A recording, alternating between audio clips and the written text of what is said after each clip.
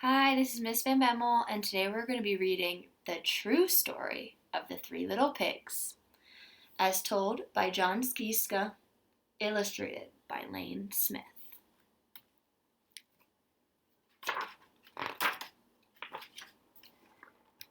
Everyone knows the story of the Three Little Pigs, or at least they think they do, but I'll let you know on a little secret. Nobody knows the real story, because nobody has ever heard my side of the story. I'm the wolf, Alexander T. Wolf, but you can call me Al.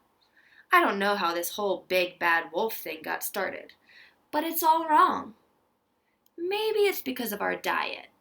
Hey, it's not my fault wolves eat cute little animals like bunnies and sheep and pigs. That's just the way we are. If cheeseburgers were cute, folks would probably think you were big and bad too. But, like I was saying, the whole big bad wolf thing is all wrong. The real story is about a sneeze and a cup of sugar. This is the real story. Way back in Once Upon a Time, I was making a birthday cake for my dear old granny. I had a terrible sneezing cough. I ran out of sugar. So I walked down the street to ask my neighbor for a cup of sugar. Now this neighbor was a pig, and he wasn't too bright either. He had built his whole house out of straw. Can you believe it? I mean, who in his right mind would build a house of straw? So of course, the minute I knocked on the door, it fell right in. I didn't want to just walk into someone else's house, so I called, little pig, are you in?" No answer.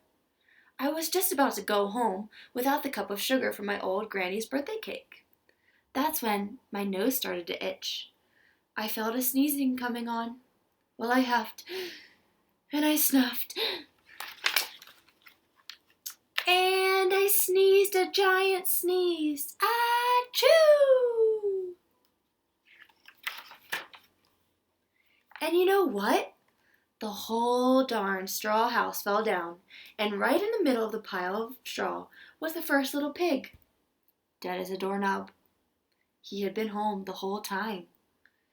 It seemed like such a shame to leave a perfectly good ham dinner lying there in the straw, so I ate it up. Think of it as a big cheeseburger, just lying there. I was feeling a little better, but I still didn't have my cup of sugar, so I went to the next neighbor's house. This neighbor was the first little pig's brother. He was a little smarter, but not much. He had built his house of sticks. When I rang the bell on the stick house, nobody answered. I called, Mr. Pig, are you in?" He yelled back, "Go away, wolf. You can't come in. I'm shaving the hairs on my chinny chin chin." I had just grabbed the doorknob when I felt another sneeze coming on. I huffed, and I puffed, and I tried to cover my mouth, but I sneezed a giant sneeze. Achoo! And you're not going to believe it, but this guy's house fell down just like his brother's.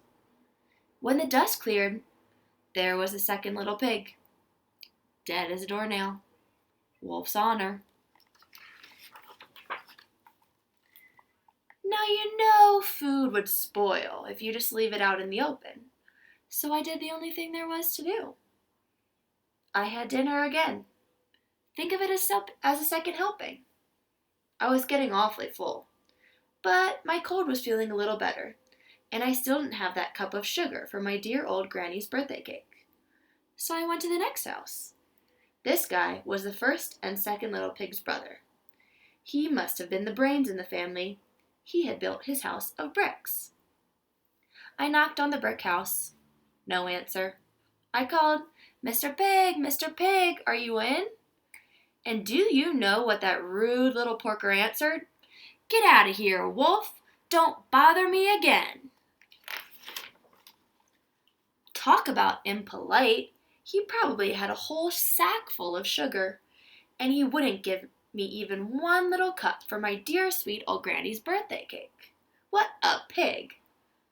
I was just about to go home and maybe make a nice birthday card instead of a cake when I felt my cold coming on.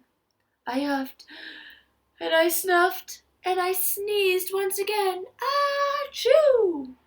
Then the third little pig yelled, "And your old granny can sit on a pin."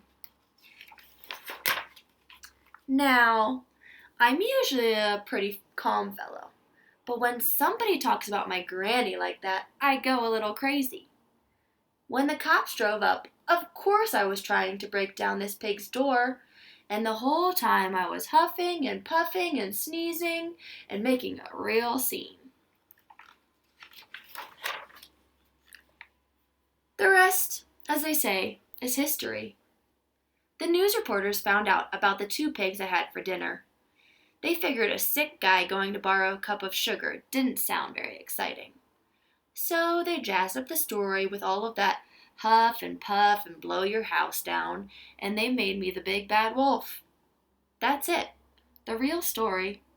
I was framed. But maybe you could loan me a cup of sugar. The end.